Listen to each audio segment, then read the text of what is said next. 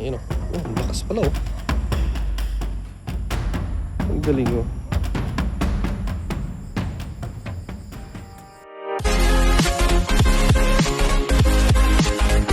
So ito guys ay Woben X5. So yan siya guys oh. Ang lupit na flashlight nito guys, kasi nga hindi lang siya flashlight kundi meron din siyang laser. So yan oh, class 3R laser. Wala siya masyadong nakalagay dito na nakasulat kung ano-ano. Iyan lang, Woben X5. Ganda ng box, sa box pa lang talagang quality ng flashlight. Hindi siya dinikit ha, talagang nai-print siya na ano, flashlight dyan. So buksan natin. Ito, nakita ko na yung loob. Gusto ko lang ipakita sa inyo na unboxing. Para siyang cellphone ano. Boom. So yan yung flashlight ni Woben X5. Ang lupit niya. Mamaya lang to. Tingnan natin yung iba pa. Ang ganda, sa box pa lang talagang quality flashlight na. Para siyang cellphone talaga. So another box dito para sa kanyang mga accessories. Check natin. Siyempre yung kanyang user manual na di naman natin siya binabasa. Saka lang natin binabasa yan kapag hindi na natin maintindihan yung mga nandito, yung detail. So meron siyang lanyard na yun na rin yung kanyang charging cable. So multi-purpose na lanyard. Tapos grabe, nylon coated na wire. So kapag bunutin natin siya, kasi nga ito yung kanyang lanyard at kanyang charging cable. So dito, press lang natin dito. Galing ano. Press natin yan tapos bunutin natin, oh, di ba? Type C to Type C. So supported na rin siya ng fast charging. Tapos ito yung kanyang lanyard. Hindi kaya ito matatanggal, hindi mabubunot kaya ito. Subukan lang natin. Kapag balik natin ganyan, hindi siya basta bibigay. Nakalak. So hanggat hindi siya napipindot dito kabilaan, pag pinindot mo kasi isa lang, yun lang magre-release, tapos yung isa magre-release na rin syempre. Pero mas maganda sabay. Hanggat hindi nape-press yung kanyang button, hindi siya mag-release dito pag hindi na-press yan. So dito tayo sa flashlight. Malupit na flashlight ni Woben. Yan siya guys oh. All metal, aluminum lahat. Yung body, tapos ito ay bakal kaya to or stainless na naka-chrome. Aluminum lahat. Kasi nga pag uminit yung kanyang emitter dito, dadali dito, so magiging heat exchanger niya yung kanyang body. So lahat ng kanyang body ay made of metal. Then dito sa kanyang likod ay meron siyang dalawang button sa flashlight at yung kanyang, marami kasing feature to guys para sa kanyang infrared, ultraviolet pala, infrared, iba pala yung infrared, ultraviolet. So meron siyang ultraviolet, diba? Sa mga technician, sa mga nagre-repair, diba kailangan nila ng pampatigas ng mga pandikit, diba? Yung ginagamit nila, ultraviolet. Then ito guys ay meron na siyang built-in battery. Mamaya makikita natin. So dito siya bubuksan, meron siyang lock. So kapag nakalock siya, kahit pindutin dito, hindi bubukas. Kaya wala kang pangamba na kapag napindot yan, mahuhulog yung kanyang battery.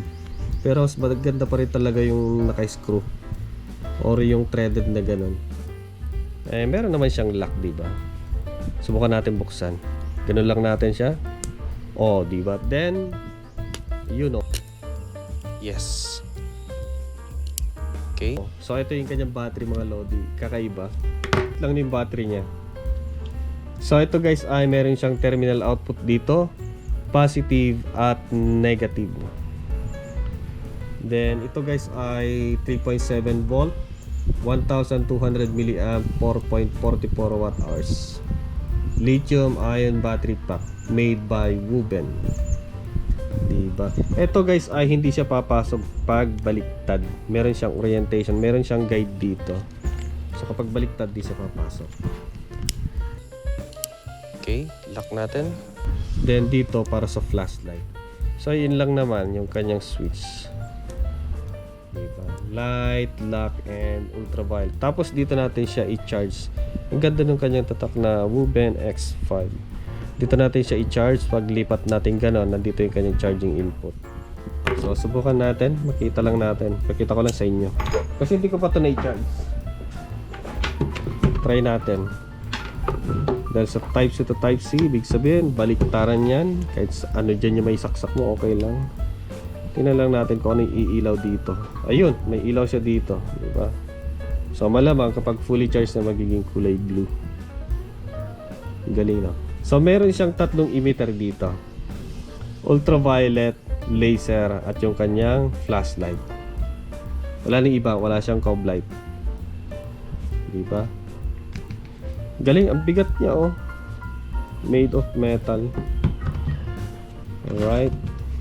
Ito guys, pag meron kayong ganito, huwag nyong tititigan yung kanyang ultraviolet kasi masisira yung mata nyo dyan. Tapos yung kanyang laser.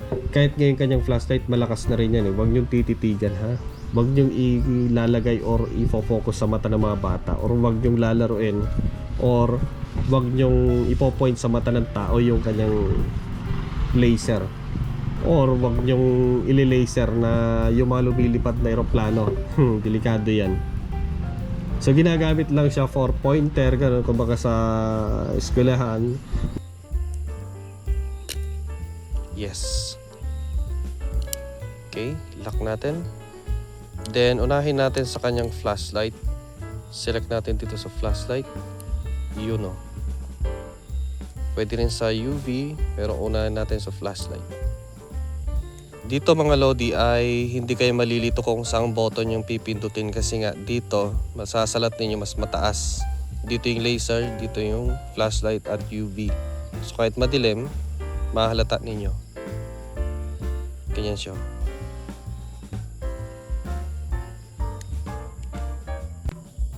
Okay, so sa kanyang toggle switch, yan. So pag pinindot nyo, momentary yung kanyang ilaw. Lakas, oh. So kapag diniin nyo masyado, pupunta sa kanyang secondary switch. So stable na siya. So kapag magpapalit ng mode, pindutin nyo ulit. Yun, lalakas. Low. So yun yung pinakamahina. And number 2. Malakas yung number 2 kagad, oh. Okay.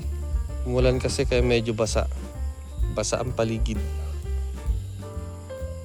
Number 3. And high. Lakas na, oh.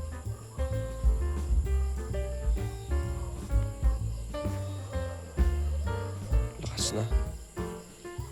Then, oh, yung turbo, may mas malakas pa pala. Di ba, lakas, ano? Oh, kitang-kita lahat, oh. Tapos, balik sa pinaka-low. Ayan, oh. High and turbo. Subukan natin double click. May strobe siya. Meron siyang strobe. Galing. Then kapag 4 click, wala. Hanggang double click lang. Triple click, wala. So wala siyang SOS. Okay. Ito naman tayo sa kanyang UV. Yun, oh. So dito sa UV, iwasan niyo pong titigan yung kanyang beam kasi delikado sa mata. So ayan guys, yung UV hindi niya nakikita. Hindi siya masyado makita. Ayun, oh. Oh, lakas pala, oh. Okay.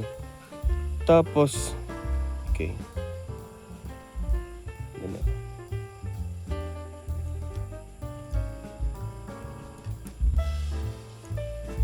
Okay. Tapos dito sa kamay ko, Lodi, oh. Yung mga fiber ng damit na hindi nakikita sa puting ilaw, sa UV light kitang-kita. So yan siya guys. Yun, oh. Pansin nyo yan. Galing, ano. Pati sa kamay ko meron, oh. Ang galing yung mga ano.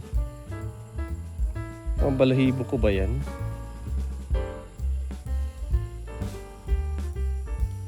Ang lupit. Pati sa kamay. Meron din yan, no? Ayan, no?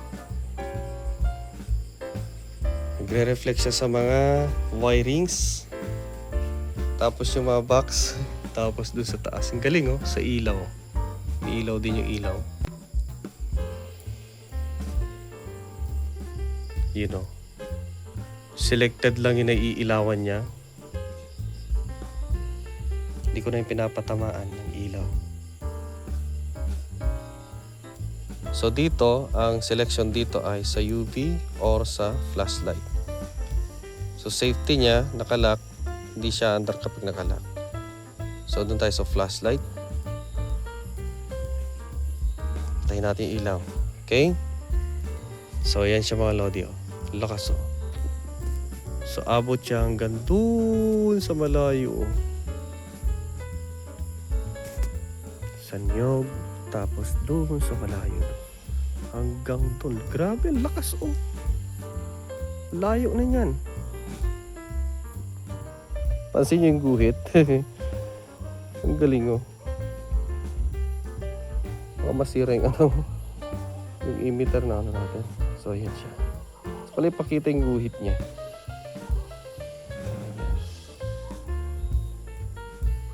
Diba? So sa akin dito nakikita ko yung guhit niya. Ewan dito sa ano, sa camera hindi. Boom. Lakas siya mga lodi, ha.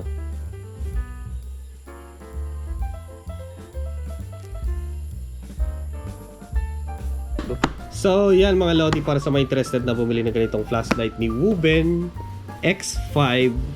Ayan, nakalagay po sa description box yung kanyang link, tapos yung kanyang discount coupon. Ayan, gandang flashlight. Super talagang yung build quality niya maganda. Then saktong-sakto siya. Pwede niyong pangkulata. Diba? Pag kinulata niyo sigurado mahuhulog yung mga ngipin nila. Then may pambulag pa kay laser, diba? Mukha lang natin. Boom. Pwede ka sa imitar. Lakas! Diba? Kaya masisira yung ano nito. yung sensor ng camera. Yun, oh. Galing, diba? Tapos yung kanyang flashlight. Ultraviolet. Kita nyo ba? Tapos pag flashlight. Tama yun. Okay. Galing, ano? Tapos yung UV. So, kuha natin sa UV. Kuha natin sa UV. Ano kaya itsura niya? Ganon. Alright. Pati kasing LED ng ating camera, umiilaw din pag ano, nagre-reflect siya. Galing, ano. Huwag nyo tititigan yan kasi ano, nakakasira ng mata yung, ano, yung UV. Diba? Mainit, parang masusunog yung mata ninyo. Tapos yung laser mas matindi na naman. Tapos may warning naman siya dito. Ganda.